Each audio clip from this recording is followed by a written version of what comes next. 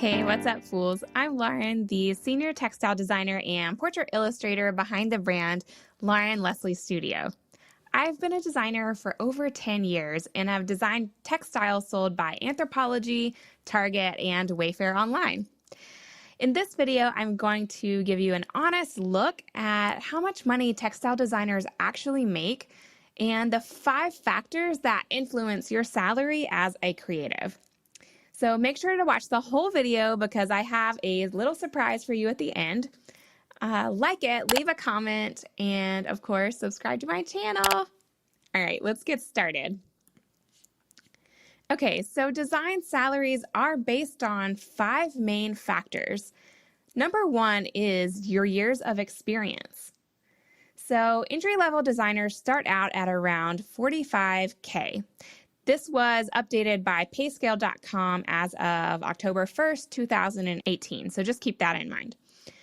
So according to this chart that payscale.com shows, it looks like most entry-level designers start out at around $45K, and they tend to kind of peak at around $65K.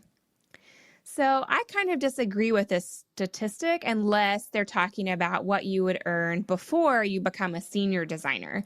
But when it says, that you're experienced and you have about 10 to 20 years of experience, you can definitely make more than $65K at that level. But you are generally promoted to be a senior designer after around 10 years of experience.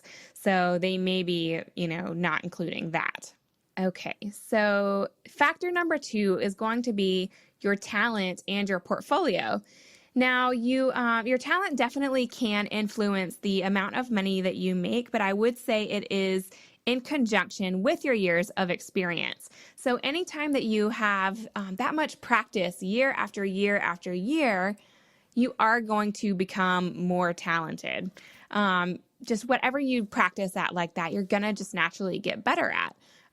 But I would say that your level of talent will definitely impact the salary that you can earn. So what you should do is learn what your salary range could be.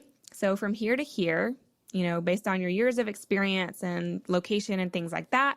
And then try to aim to get towards the high end of that range based on your talent and how strong your portfolio is. If you have a kick-ass portfolio and you have, let's say, 3 years of experience, you're not past that 5 years of experience yet, but you may be able to earn $55K instead of $45K. And that's like a huge difference, especially at that level.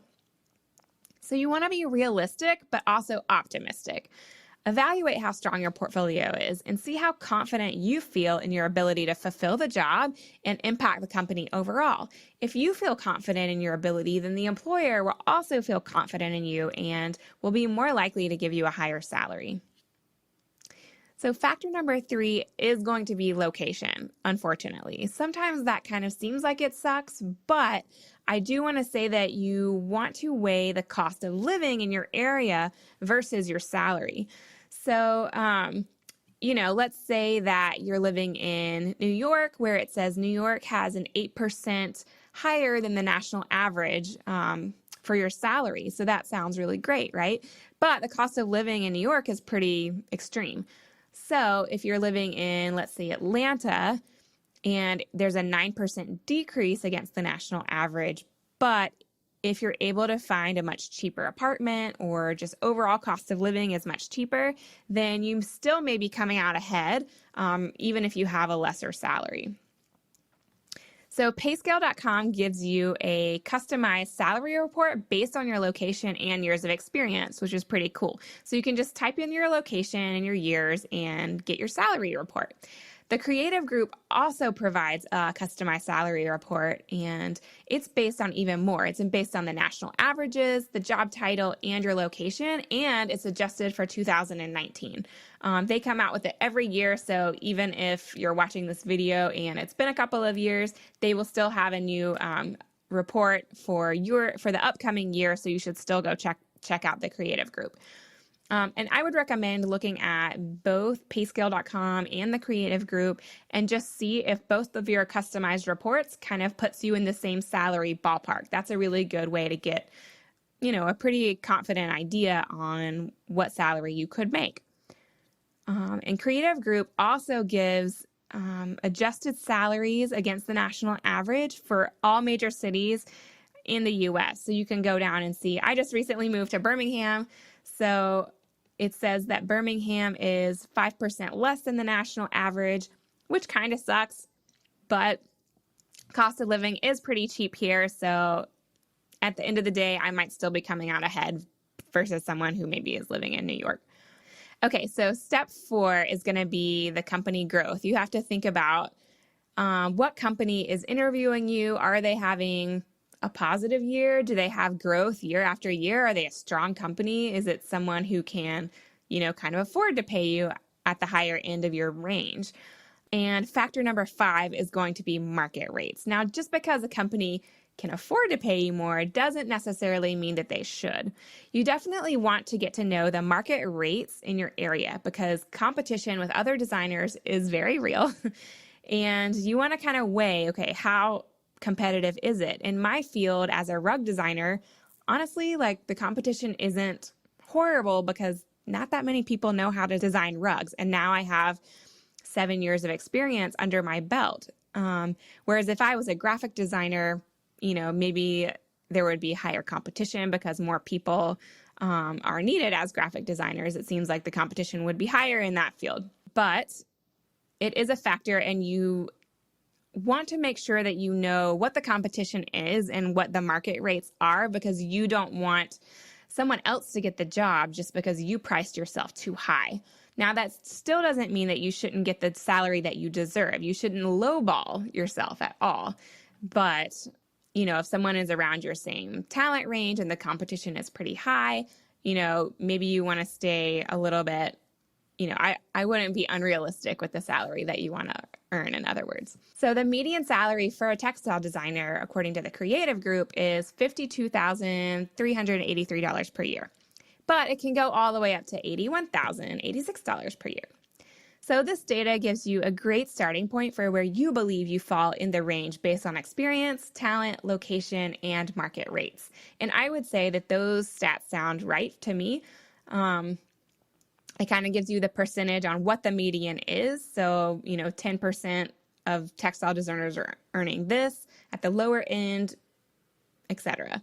And I would say $81,000 a year is probably going to be more of a senior textile designer salary, just to give you that data point.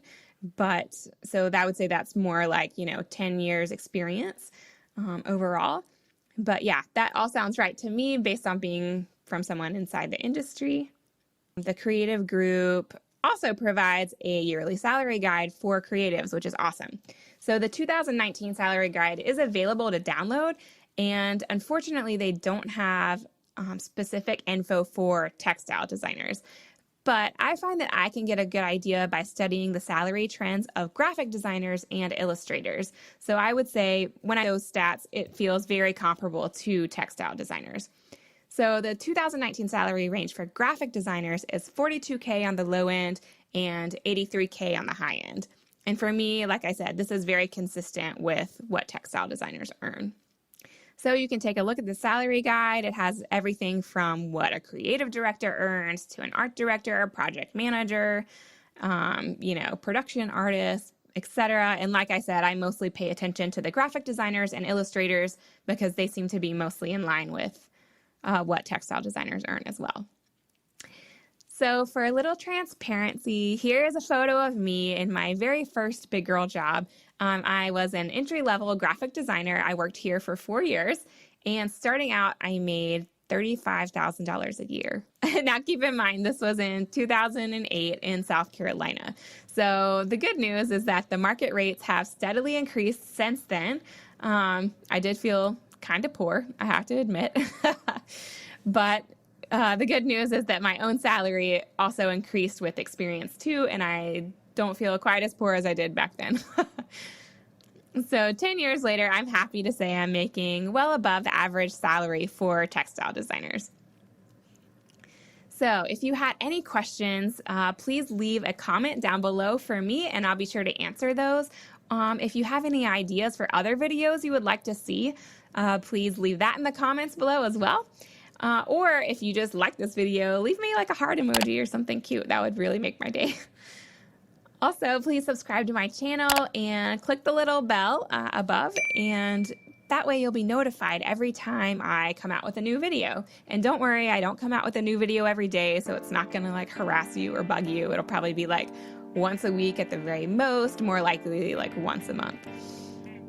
If you'd like to check out my website, go to laurenlesley.com and be sure to look down in the description. I have a free surprise for you guys. It's a PDF download chock full of information, so be sure to get your free copy. And if you'd like to join our Facebook group, go to facebook.com/group/designtribe, Lauren Leslie. I'm also posting lots of information here, and it's a great way for us to just kind of be in community with each other. And thank you so much for watching. I'll see you in the next video.